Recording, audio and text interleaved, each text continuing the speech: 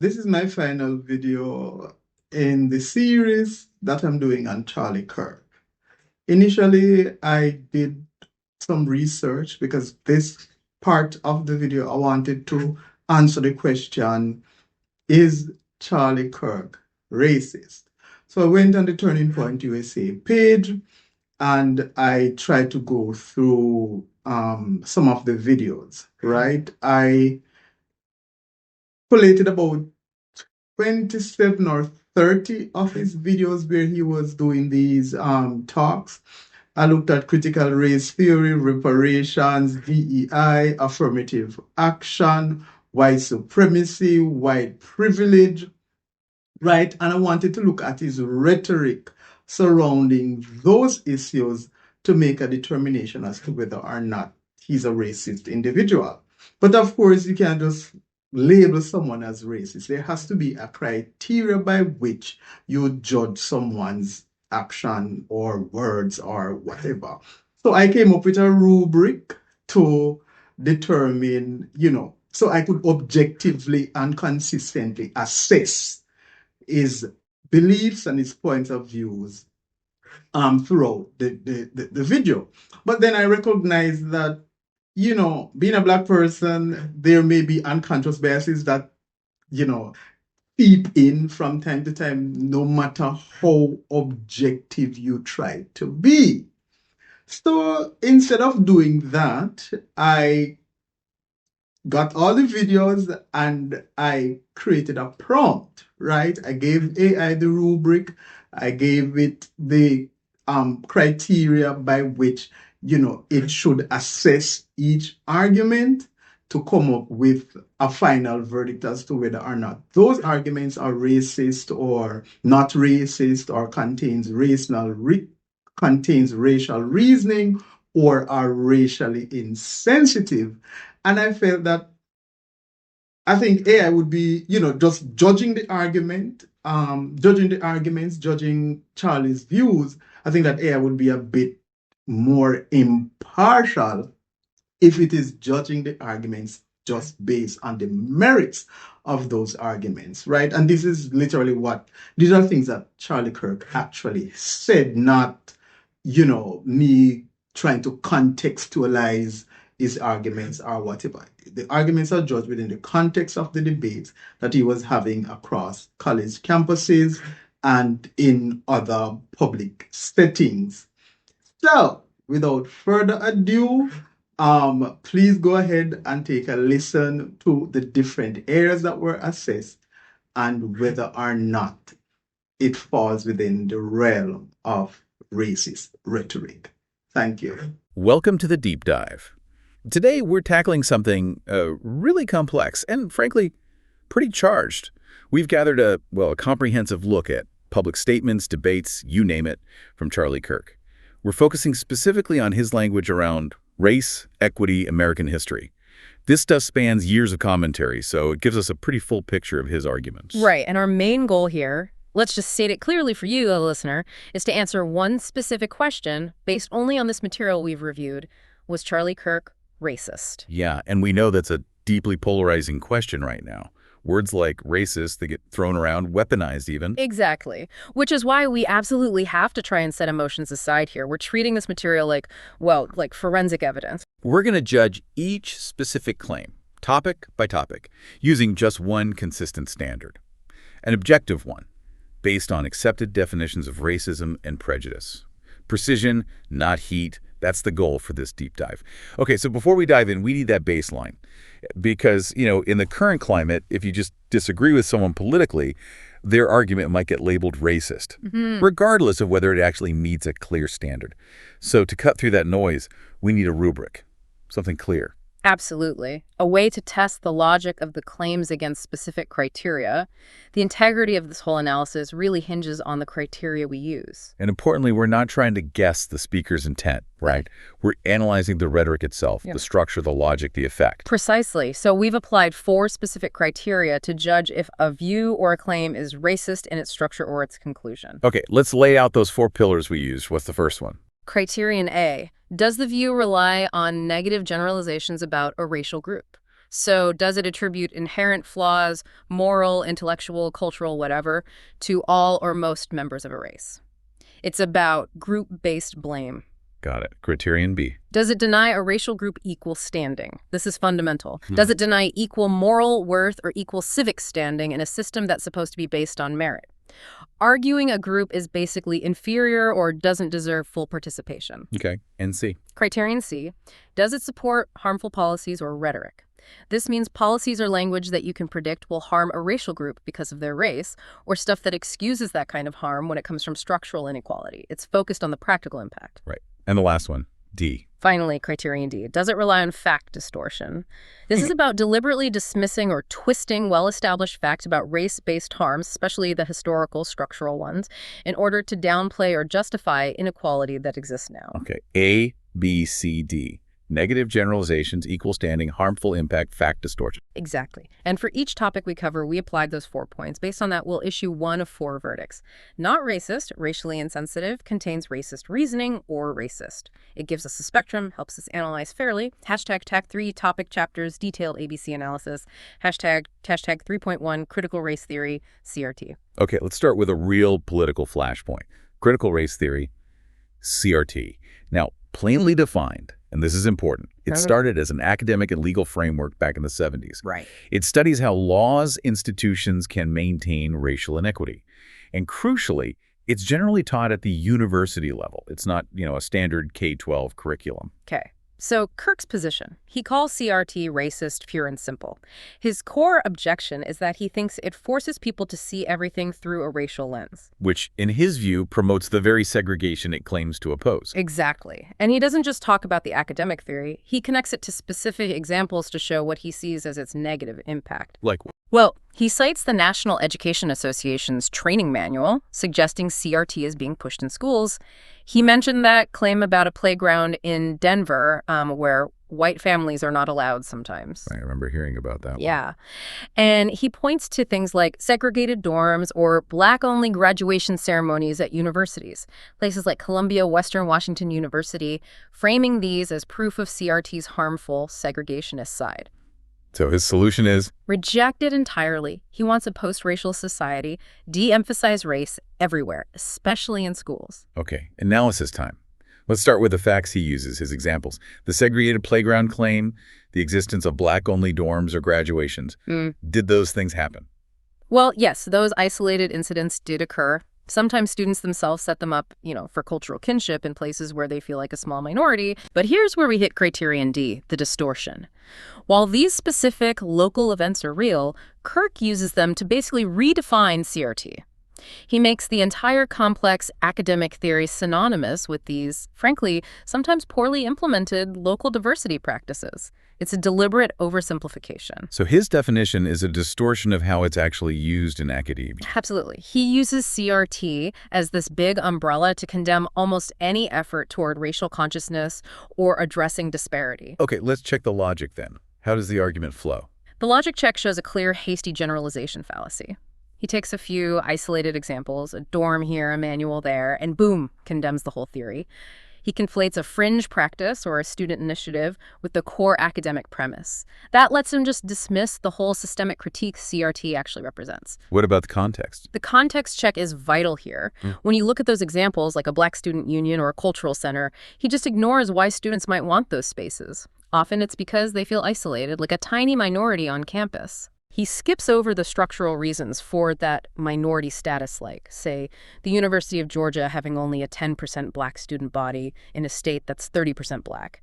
He presents this self-selected kinship as if it's mandatory anti-white segregation being imposed by CRT. And the impact of that rhetoric. The impact check. It seems designed for one thing, trigger fear, especially in white parents.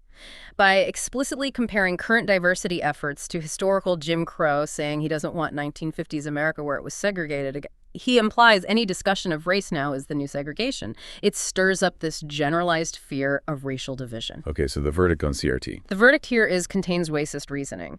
It definitely meets criterion D through that deliberate distortion of the theory.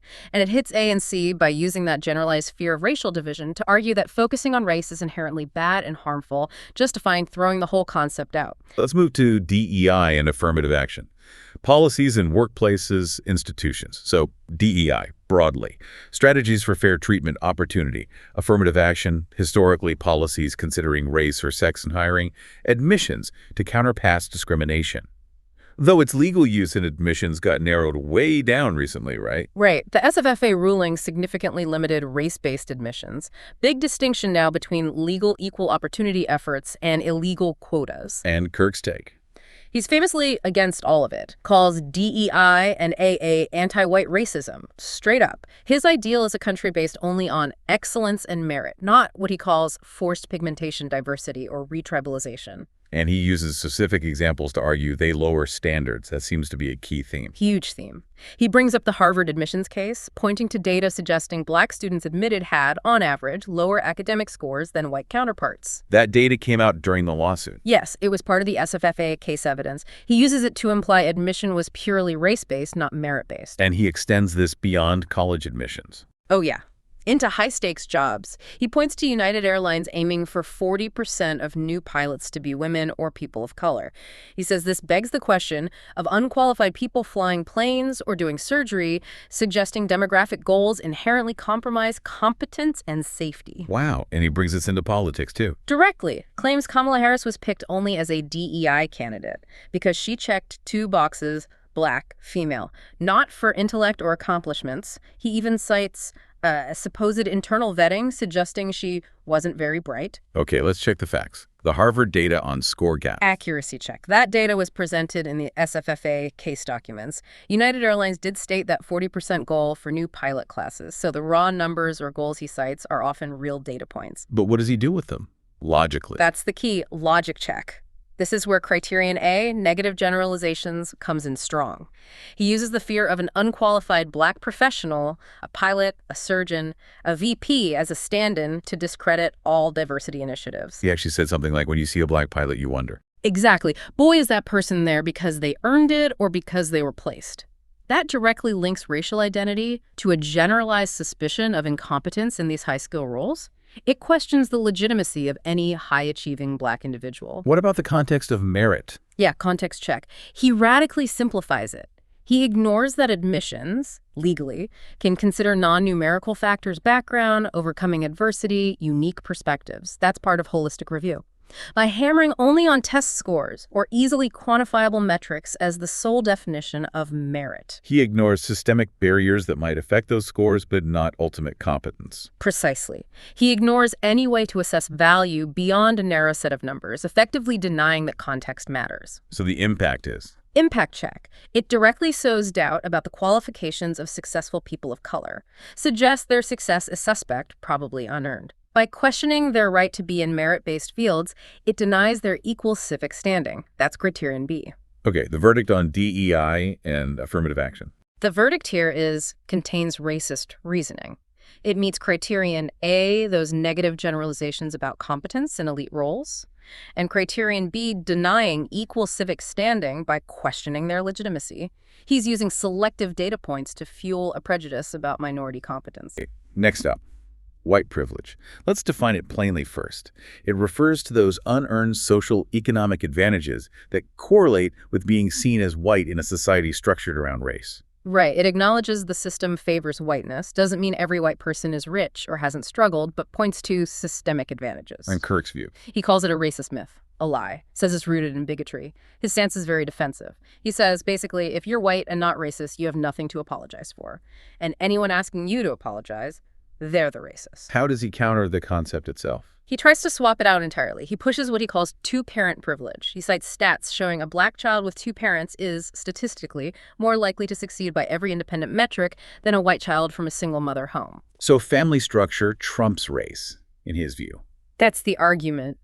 And he also points to other minority groups' success as counterproof. Specifically, that Asian Americans and Indian Americans are, on average, wealthier than white Americans.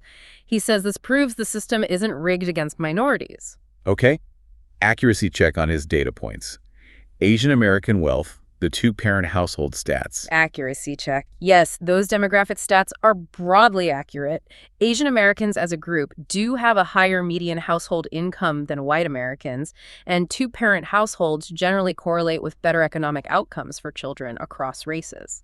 But the logic of using that data. The logic check. It's a classic false dichotomy. He sets it up as either white privilege or two-parent privilege, as if they're mutually exclusive. But they aren't. Not at all. They interact. Race and family structure both play roles, often compounding each other. By focusing only on family structure, he just ignores the effects of race within those family structures. It's an attempt to find a non-racial explanation that sounds data-driven but misses half the equation. What context is he missing? Context check. It's selective blindness. He brushes past all the historical and ongoing structural advantages tied to whiteness, things like housing access, how you're treated by police, inherited wealth patterns. He zeroes in on family stats or the specific economic success of certain highly educated immigrant groups. To dismiss the whole broader pattern of systemic advantage for whiteness. Exactly. Cherry-picking data to negate a systemic reality. And the impact of that. Impact check. This rhetoric just dismisses the lived experience of systemic disadvantage for many groups. It reframes any talk of privilege as a personal attack on white people rather than a look at how society is structured. It makes it almost impossible to even discuss systemic barriers if you reject the basic premise of structural advantage. So the verdict on white privilege. The verdict is racially insensitive. Look, he uses true demographic stats, so he's not making negative generalizations about black people here, avoids criterion A. But his use of those stats is super misleading. It meets criterion D because it's a deliberate distortion or minimization of race-based harms and historical advantage. That manipulation of facts to just shut down the conversation about injustice, that's what makes it insensitive. White supremacy. We need to be clear in the definition. It's not just the KKK or overt hate groups, right? Correct. It also includes any ideology or system that maintains white people are superior and should dominate society. That can be structural, not just individual belief. How does Kirk talk about it? He focuses almost entirely on individual acts of racism, which he'll call disgusting, but the broader structural terms, white supremacy, systemic racism, he dismisses those as mythology. He just won't engage with the idea that systems themselves can perpetuate racial hierarchy. And he has this theory about supply and demand. Yeah, this is a sharp piece of his rhetoric. He claims there's a low supply of racism, but an incredible demand to fulfill it.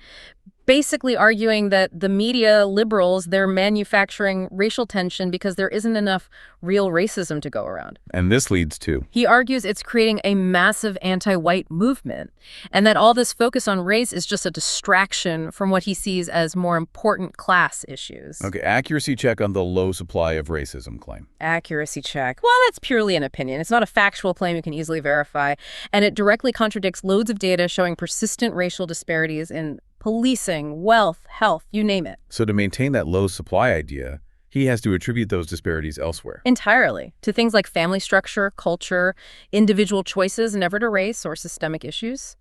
What about the logic of the anti-white movement idea? Logic check. It functions like a conspiracy theory. He needs an explanation for why people are talking about race if racism is supposedly scarce.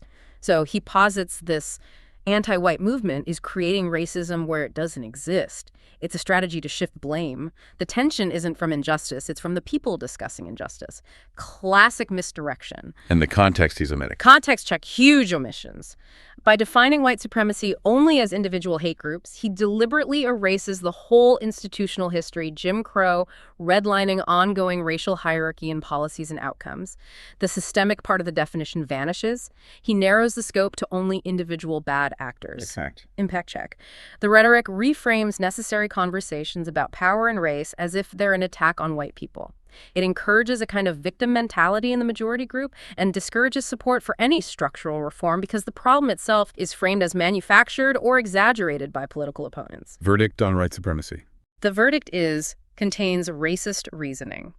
It hits criterion D hard by dismissing and distorting the facts of enduring structural hierarchy, and it meets criteria A and C by framing the pursuit of racial equity itself as an anti-white movement, which is a negative generalization used to excuse the need for structural change. Systemic racism.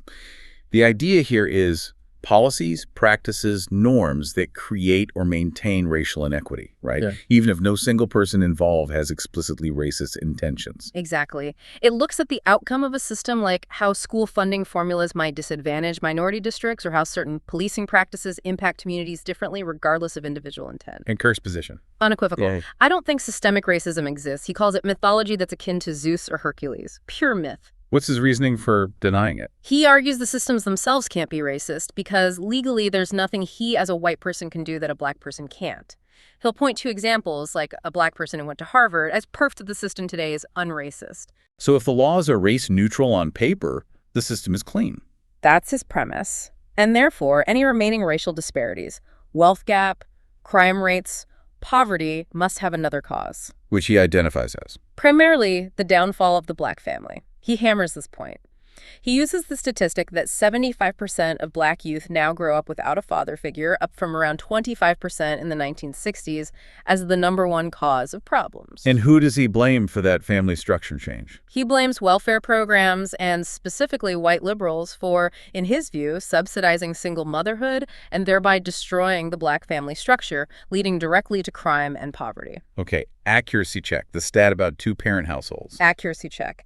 The percentage shift in black two-parent households since the 60s is statistically accurate, but his use of that data is where it gets deeply misleading. When he claims things like black unemployment would basically even out if you just factor in family structure. It's not what economists say. No. Mainstream structural economists argue family structure is often itself a symptom or result of historical economic exclusion, mass incarceration, discriminatory housing and employment policies, not just some standalone cultural cause. He treats the symptom as the sole disease. Logic check. Logic check. It's a correlation-causation fallacy, writ large. He sees a correlation of single motherhood, poverty, crime, and declares it the only cause, explicitly rejecting any systemic factors. And this framework also allows him to make negative generalizations about black culture, criterion A, suggesting marriage isn't elevated and celebrated enough, implying a cultural deficit. What about the historical context? Context check. This is where his argument completely falls apart. He totally ignores the historical role of explicitly racist government policies that created the wealth gap. Things like denying GI Bill benefits, denying FHA mortgage backing in black neighborhoods, redlining, which systematically blocked black families from building generational wealth for decades. His argument is just redlining is illegal now, so the system's clean. Essentially, yes. He acts as if history stops having consequences the moment a law changes. He ignores the inheritance of that disadvantage. The wealth gap didn't just disappear, the segregation didn't vanish overnight. He erases the structural consequences of past legal racism. And the impact of this view. Impact check. It's significant. His policy ideas cut welfare, focus on family structure. They're built on the premise that the black community's problems are fundamentally self-inflicted. Cultural failures, bad choices. This narrative conveniently excuses any ongoing structural inequality, criterion C, and relieves institutions of any responsibility to address that historical disadvantage. So the verdict on systemic racism. The verdict contains racist reasoning. It meets criterion A by attributing disparities to a generalized perceived cultural deficit. It absolutely meets criterion D by grossly distorting the historical and structural causes of those disparities. And this distortion supports rhetoric that excuses ongoing harm in inaction C.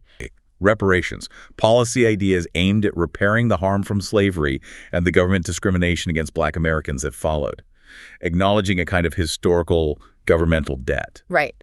And Kirk, vehemently opposed. His main argument rests on a very strict, individualistic idea of justice. Meaning? He says, I did not own slaves, and you, the listener, were not a slave. Therefore, holding him or anyone alive today accountable financially is against the basic law of justice. It has to be direct harm, direct responsibility. He also brings up practical issues, right? Who qualifies? Yes, he asks those questions. How do you decide who gets reparations? A recent Nigerian immigrant versus someone descended from slaves. And he strongly objects to taxing groups whose ancestors didn't own slaves, like Irish or Polish immigrants, or even descendants of Union soldiers like he claims his own ancestors were. And he has that counter-argument about money already spent. Yeah, he dismisses the whole idea of a historical financial debt by throwing out a huge number. He claims the U.S. has already spent over $25 trillion on Black America in 60 years through welfare, Medicaid, food stamps, public housing. And his conclusion from that? That it didn't work. He claims Black America is poorer than before we started, supposedly proving these massive expenditures were a failure and therefore no more money is owed or useful. Accuracy check on that $25 trillion figure. Accuracy check. It's wildly misleading. First, it's a massive estimate of all sorts of general welfare spending over decades, not specifically targeted at Black Americans. Most welfare goes to low-income people of all races. Attributing it solely to Black America to negate a historical debt, that's pure distortion, criterion D. And the claim Black America was getting richer than white America before the 60s. Historically false. Just ignores decades of widespread legal economic exclusion before the Civil Rights Act. Okay, logic check on his main principle. Individual justice only. Logic check. It's consistent if you accept his premise that justice can only be individual. Person A harms person B, A pays B. But it completely rejects the concept of systemic harm or generational debt resulting from government policy. It's a denial of inherited compound disadvantage caused by state actions over time. Context. Context check.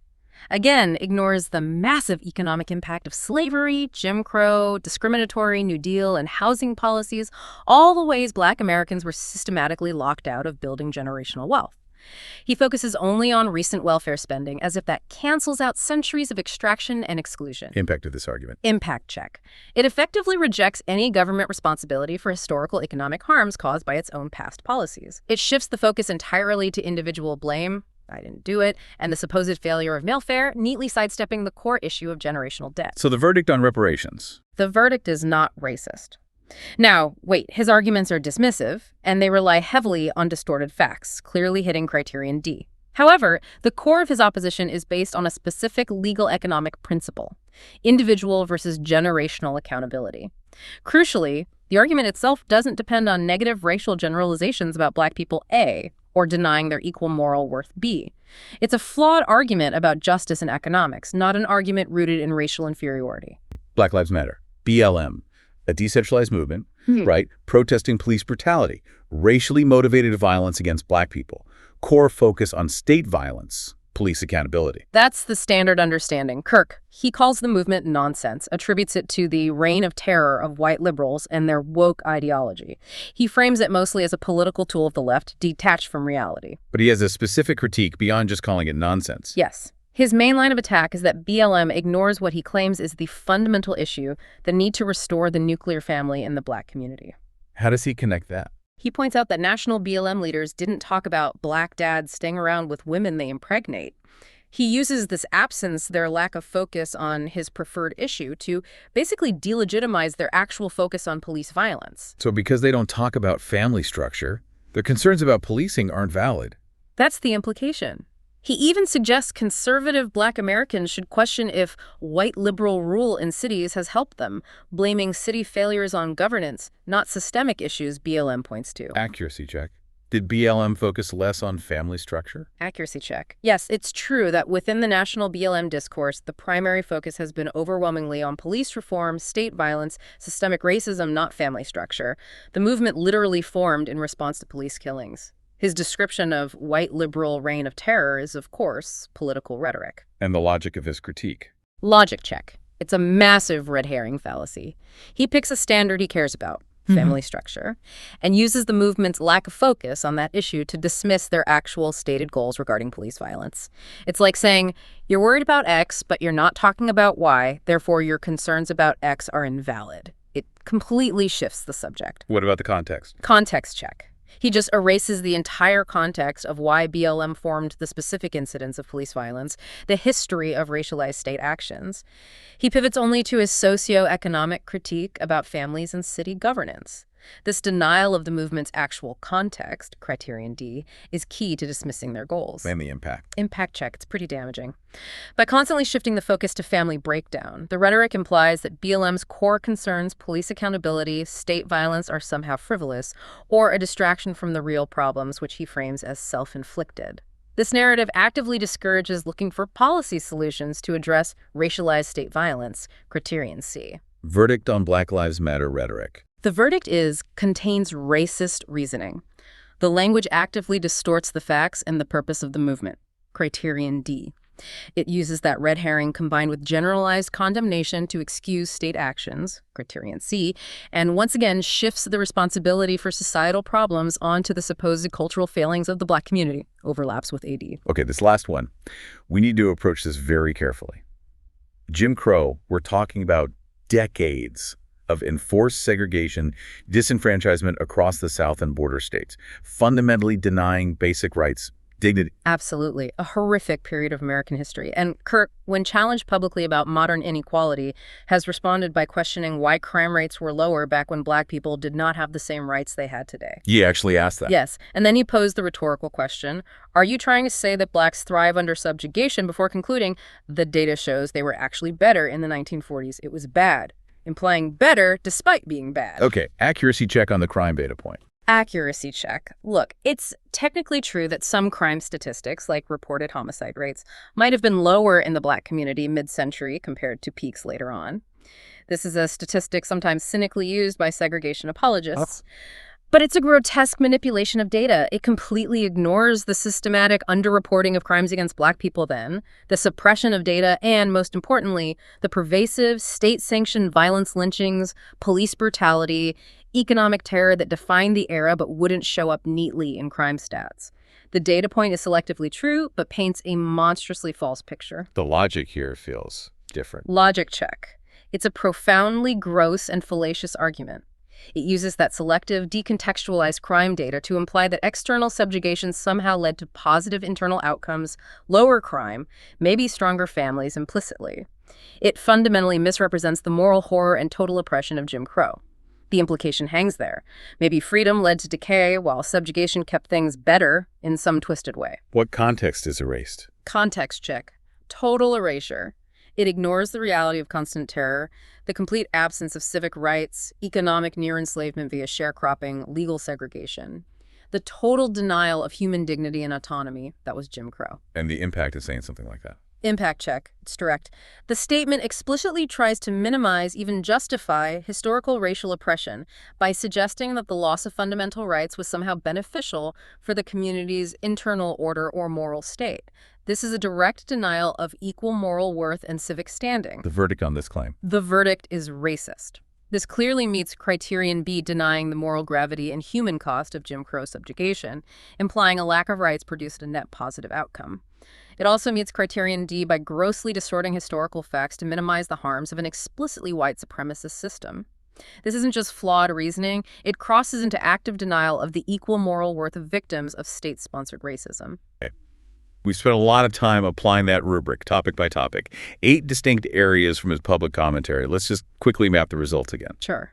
Out of the 8, one statement met the threshold for racist. The Jim Crow comparison. 4 topics were judged to contain racist reasoning. That was CRT, DEI affirmative action, white supremacy, and his take on Black Lives Matter. 1 was judged racially insensitive, white privilege, and 1 was not racist. His argument against reparations, though we noted it relies on really questionable data. Looking at that pattern, especially the 4, contains racist reasoning verdicts. What's the common thread? The pattern is incredibly consistent.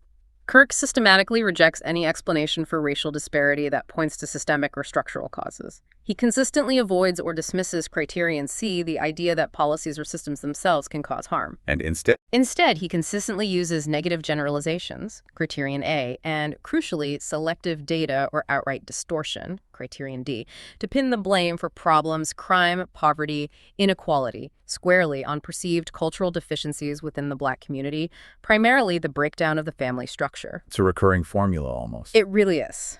Step 1. Assert the system is clean now because the explicitly racist laws are gone. Step 2. Therefore, any remaining problems must be internal to the group experiencing them. Step 3. Identify that internal cause as a cultural failing, usually linked to family structure. Step 4. Blame that failing on misguided liberal policy. It isn't just about voting conservative policies like meritocracy. Right, those are often the stated goals. But the deeper function seems to be to systematically delegitimize the entire premise that racial injustice is still a significant factor in modern America. If you accept his logic that the systems are clean, then fighting for racial equity isn't about justice anymore. It becomes, in his framing, an anti-white movement or unnecessary division. Exactly. So, okay, we've reviewed the evidence, applied the rubric consistently. We have to answer the core question we started with. Based only on the material analyzed here, was Charlie Kirk racist? Based on the pattern and severity across these topics measured against our rubric, the final answer has to be yes. Charlie Kirk's rhetoric and specific arguments, as reviewed here, contain fundamentally racist premises. And the rationale, grounded in the rubric. It's driven primarily by his consistent, repeated meeting of Criterion D, the systematic dismissal and distortion of facts about race-based harms and their structural roots. That's combined with multiple recurring instances of meeting Criterion A, relying on negative generalizations about Black cultural deficits and competence, and then punctuated by the outright denial of equal moral standing in the Jim Crow comments, hitting Criterion B. The cumulative pattern tested against the standard is conclusive. We set out to use a rigorous, objective standard for this deep dive, trying to analyze the claims themselves, not just react. And that kind of careful scrutiny, it really feels necessary when looking at complex public arguments, especially on topics this charged. Absolutely. And if there's one takeaway, one core reason for that final verdict, it's the consistent, pervasive strategy we saw. Shifting the responsibility for real, measurable racial disparities with clear historical structural origins away from policy and history, and placing it squarely onto the supposed moral or cultural failings of the group most impacted. That mechanism itself, regardless of intent. That mechanism is what makes the rhetoric fundamentally racist in its structure and its likely impact. So we invite you, the listener, take this rubric, we use those 4 points. Negative generalizations, equal standing, harmful impact, fact distortion. Think about it. Maybe apply it yourself to other public figures, other political claims you hear, just to help ensure dialogue on race stays grounded in accountability and evidence, not just emotion. Thank you for diving deep with us. This is the brief on everything you need to know about central bank digital currency. Okay, so author Nikoi Mills, his book is basically a map showing how this thing called central bank digital currency, or CBDC, it's going to fundamentally change our financial lives. We're talking rethinking money and who gets to control it. Right, let's jump into the 3 big takeaways you really need to grasp about this major shift. First up, Mills gives us the essential background on our current money system, the debt-based one. He explains stuff like fractional reserve banking, basically how banks lend out way more money than they actually have. This creates huge risks, like the over-leveraging that led straight to the 2008 financial mess. So, if that shows the cracks in the old system, the second point shows what's potentially coming next. The book details how CBDCs are being pushed as part of the controversial Great Reset agenda. Mills argues this could lead to total financial surveillance, like watching every single thing you buy or spend money on. Kind of scary, right? And finally, we get to the big contrast, CBDCs versus decentralized crypto. See, CBDCs could be programmable money. That means central powers could actually restrict how you spend your money. Compare that to decentralized cryptocurrencies, which are all about individual control and financial freedom. Look, understanding this stuff now is absolutely crucial, because we're deciding the future of wealth. You can grab everything you need to know about central bank digital currency by Nikoi Mills on Amazon. It's available in paperback and Kindle. And hey, if you've got that Amazon Kindle membership, you can read it for free.